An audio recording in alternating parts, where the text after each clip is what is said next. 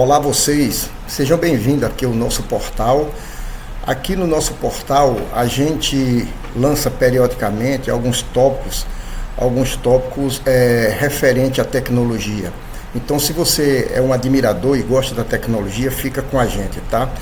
Nesse vídeo de hoje nós vamos procurar encerrar a nossa parte sobre o sistema de arrefecimento como um dos sistemas dos motores de combustão interna e encerrar essa nossa parte de motor de combustão interna, ok? Então vamos em frente. Porém, antes de ir em frente, eu queria solicitar a você que está chegando agora no canal, se inscreva, dê essa força pra gente, nos ajude. É grátis, você apenas vai lá e clica, se inscreve no canal, tá?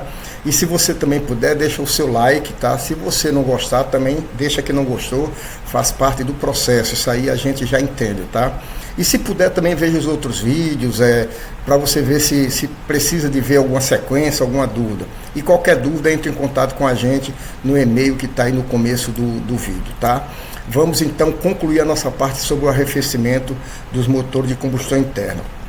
Nós ficamos devendo falar aqui onde está a seta apontando, da tampa do radiador, do próprio radiador e do ventilador, que os outros componentes nós já demos uma estudada, uma passada por isso aí. Então, a função do nosso amigo aqui, da tampa tampa do radiador, ela tem a função de manter uma pressão adequada, tá? Ela tem que manter a pressão adequada e, com isso, ela mantendo uma pressão positiva aqui dentro, ela contribui para aumentar o ponto de ebulição do fluido de arrefecimento. Isso torna o motor mais eficaz porque a temperatura é melhor controlada. Essa temperatura ela fica aumentada porque se você tivesse somente água, você teria aí 100 graus para poder ela começar a efervescer. Com o anticongelante, você aumenta. E se você aumenta a pressão, aumenta muito mais ainda a temperatura da sua água para ela entrar em ebulição. Isso acontece nas nossas panelas de pressões em casa, tá? A gente tem esses exemplos em casa. Pois bem, outra função dessa tampa é selar o sistema, né? Ela sela o sistema prevenindo perda, né? Perda de líquido de arrefecimento. Então não é interessante você perder líquido de arrefecimento e o nível cair abaixo aqui nesse reservatório, tá? Então ela tem essa função de manter a pressão positiva aqui dentro e além disso ela sela para evitar perda de evaporação. E evidentemente que isso é indispensável para a confiabilidade do funcionamento do nosso motor de combustão interna. Ok? Então, caso a pressão aqui dentro do nosso radiador ultrapasse o limite seguro, que é pré-estabelecido em projeto, a tampa permite que o excesso seja liberado. É como se fosse uma válvula de alívio, ela libera o excesso para evitar danos às mangueiras, aos outros componentes do sistema de arrefecimento. Então, se aumentar a pressão aqui, ela libera, ela abre uma abertura de emergência e deixa e alivia a pressão dentro do nosso radiador. É uma outra função dessa tampa. Então ela não é apenas uma tampa para fechar o radiador, ela tem essa função, tá? Outra função que eu procurei destacar aqui é que ela serve de purga, né? Ela serve de tampa de purga muitas vezes para remoção de ar do sistema. Então você tem dúvida que o seu sistema está com ar, que você vai ter uma troca de calor ineficiente por causa da presença do ar no fluido, você pode purgar, fazer essa drenagem do ar. Como o ar sempre fica na parte superior, você alivia a tampa e ela libera o ar, tá? É outra finalidade da nossa tampa. Vamos falar agora um pouco aqui, onde está apontando a seta, do nosso radiador, tá? É concebível você saber que o radiador digamos assim, é a parte principal de um sistema de arrefecimento, né?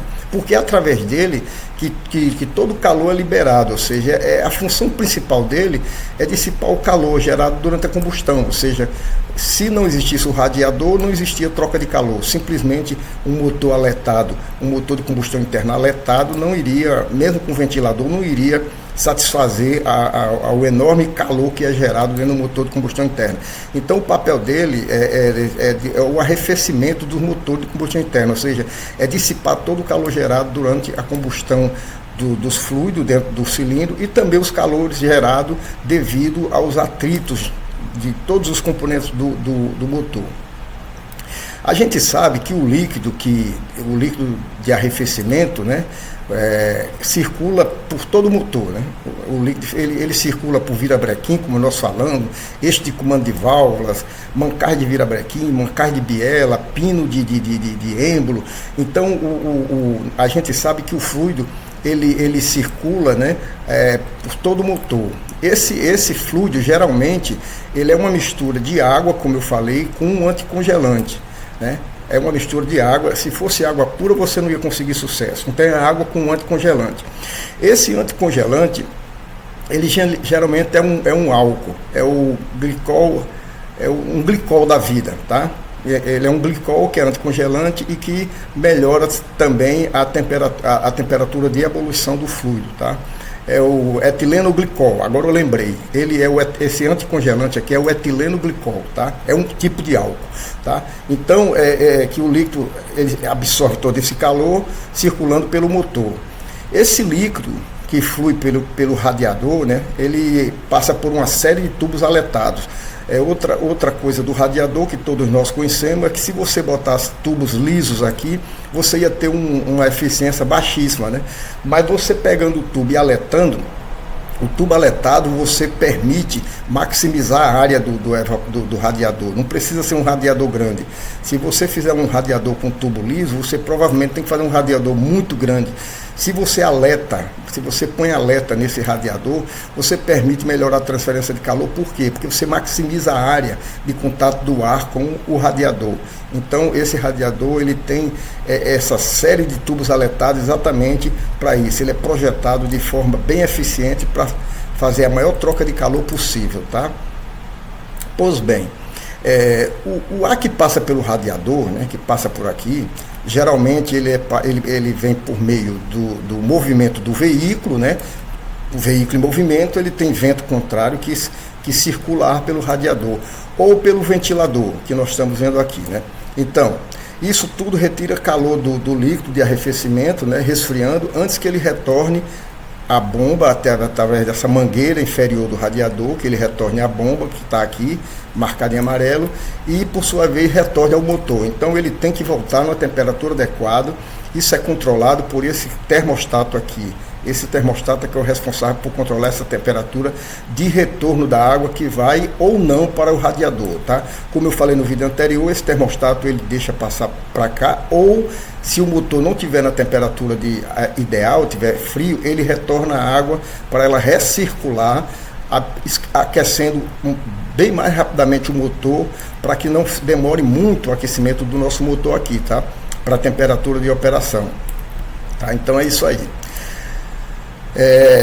Ao regular a temperatura do motor, né, ele regula a temperatura do motor através da troca de calor, ele evita o superaquecimento. Imagina se não houvesse isso aqui, o motor fundiria rapidamente, né? Isso garante que o motor funcione de maneira eficiente, prolongue a vida do motor, proteja os componentes que estão trabalhando sobre atrito, sobre movimento relativo. Aqui você tem movimento relativo de pino de pistão, você tem movimento relativo de pistão com biela com virabrequim com os mancais do bloco e assim por diante. Então ele prolonga a vida desses materiais, fazendo com que esse movimento, o calor que é gerado nesse movimento, nesse atrito, seja dissipado, tá? Pois bem, o ventilador agora, falando do nosso ventilador, né? Parece uma coisa simples, mas o ventilador do motor de combustão interna desempenha um papel importante, né? Nos veículos e no motor de combustão interna. Independente de ser veículo elétrico ou não, o ventilador desempenha um papel fundamental na manutenção da temperatura, tá? Isso é uma coisa que a gente já conhece da nossa vida habitual e de experiência de vida, tá?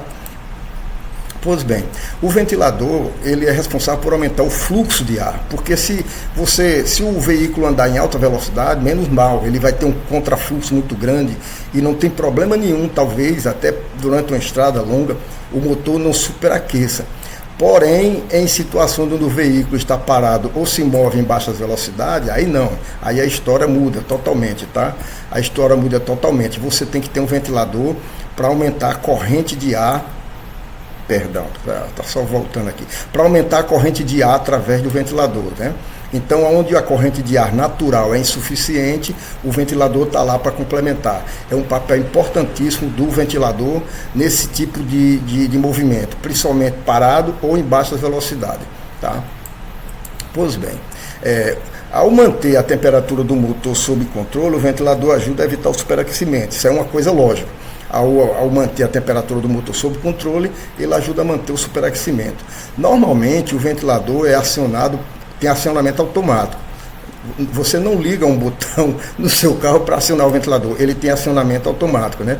Esse acionamento automático, ele é feito de várias, ele pode ser feito de várias maneiras, por várias causas, mas a principal causa que faz o ventilador partir é a parte relacionada à temperatura do motor. Existe carga, velocidade, principalmente carga, mas a principal causa a principal causa de fazer o ventilador partir é a temperatura do motor, tá? Esse rapaz aqui, né, quando a temperatura chega quando o líquido, esse líquido de arrefecimento que está voltando aqui pelo termostato, chega a uma determinada temperatura que nós marcamos aqui entre 90 e 100 graus, o ventilador parte, ele é acionado, né? Ele parte por quê? Porque essa válvula aqui, ela vai sentindo essa temperatura e vai começando a desviar fluido que antes voltava para reaquecer, ela começa a desviar esse fluido em direção ao radiador. Quando chega a um determinado ponto, tá? Quando chega a um determinado ponto, essa válvula, esse termostato aciona o ventilador, tá? É ele que aciona. Então, quando a temperatura do líquido de arrefecimento atinge aquele limite falado anteriormente, entre 90 e 100 graus, né? Esse termostato aqui, ele envia um sinal para o ventilador que começa a funcionar, ou seja, que parte. Então, quem parte o ventilador do sistema de arrefecimento é o termostato do fluido, é o termostato que controla a temperatura de bypass, se passa para o radiador ou se retorna pelo motor, tá? Então, eram essas explicações que a gente queria passar. A gente, no próximo vídeo, nós vamos mudar um pouco de assunto, né? Nós estamos tratando de motor de combustão interna até agora, nós vamos passar a falar sobre um outro componente do sistema dos veículos elétricos, que são as baterias. Aparentemente não tem muito o que saber sobre bateria, mas tem muito o que a gente saber sobre bateria. Tem muitas coisas, muitas particularidades, espécie de gestão de bateria. A gestão da bateria é uma coisa muito importante. Se você não fizer uma gestão boa, você vai ter problema, tá? Então, pessoal, eu espero que vocês estejam com a gente aqui no próximo vídeo. Espero que, se você não deu o seu like, não deixou o seu like, que você deixe, que se inscreva no nosso canal, tá? No próximo vídeo a gente vai falar sobre a bateria e vai esperar que você esteja aqui conosco, tá? Pois então, um grande abraço e tchau!